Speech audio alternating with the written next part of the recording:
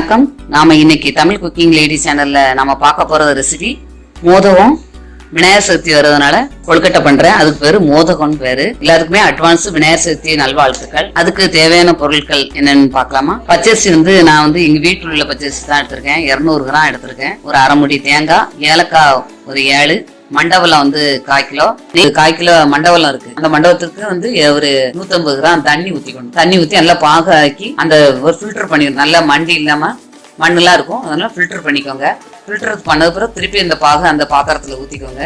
ஊத்துனதுக்கு அப்புறம் இந்த தேங்காய் நம்ம திருவி வச்சிருக்கோம், பூ போல நல்ல பூவா திருவி வச்சிருந்தோம்னா அந்த தேங்காய் திருவினதை அதில் போட்டுக்கிட்டு, ஏலக்காய் நான் அரிசி மாவு போட்டு இதில் வச்சு திரிச்சு அதில் போட்டிருக்கேன். ஜாரில் போட்டு திரிச்சு வச்சிருக்கேன். வெள்ளை பாகு பார்த்தா லைட்டாக வந்தோடனே நம்ம தேங்காய் போட்டு அந்த ஏலக்காவும் போட்டு விரவி வச்சுக்கணும். நல்லா கெட்டியாக விரவி வச்சுக்கிட்டு 2 டீஸ்பூன் நெய் ஊற்றிடணும்.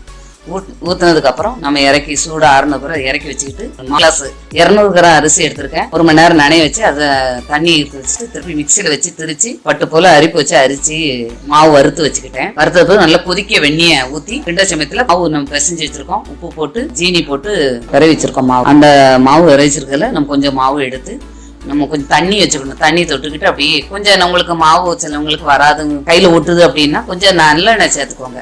நல்லெண்ணெய் உங்களுக்கு விருப்பம் இருந்தா நல்லெண்ணெய் சேர்த்துக்கோங்க. கொஞ்சம் தண்ணி தொட்டு அந்த மாவை நல்ல அகல் விளக்கு மாதிரி நம்ம செய்யணும். தேங்காய் பூரணம் ரெடி பண்ணி வச்சிருக்கோம். அந்த பூரணத்தை அந்த மாவுக்குள்ள வச்சு உருண்டை மாதிரி பிடிச்சு இட்லி கொப்பரையில வச்சு நம்ம அவிச்சோம்னா டேஸ்டா இருக்கு, இந்த சாஃப்டாவும் இருக்கும். அதனால நீங்க அந்த மாதிரி பண்ணி இட்லி கொப்பரையில வச்சு நம்ம இட்லி வைக்கிற மாதிரி. நாங்க விநாயகர் சதுர்த்திக்கு இப்பவுமே உங்களுக்கு விநாயகர் சதுர்த்தி வாழ்த்துக்களோட எங்க விநாயகர் பெருமானுக்கு இன்னைக்கு பேரு மோதகம், கொழுக்கட்டைன்னு சொல்லுவாங்க.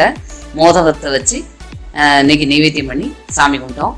உங்க வீட்லயும் விநாயகர் சதுர்த்தி அன்னைக்கு இந்த மாதிரி ஒரு கொழுக்கட்டையை நீங்க பண்ணி பாருங்க.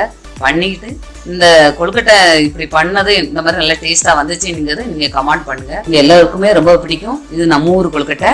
இந்த எல்லாருமே ட்ரை பண்ணி பாருங்க. செய்து பார்த்துட்டு எனக்கு கமெண்ட் பண்ணுங்க. பிள்ளையார் மோதகம் விநாயகர் சதுர்த்தி கொழுக்கட்டை ரெடி.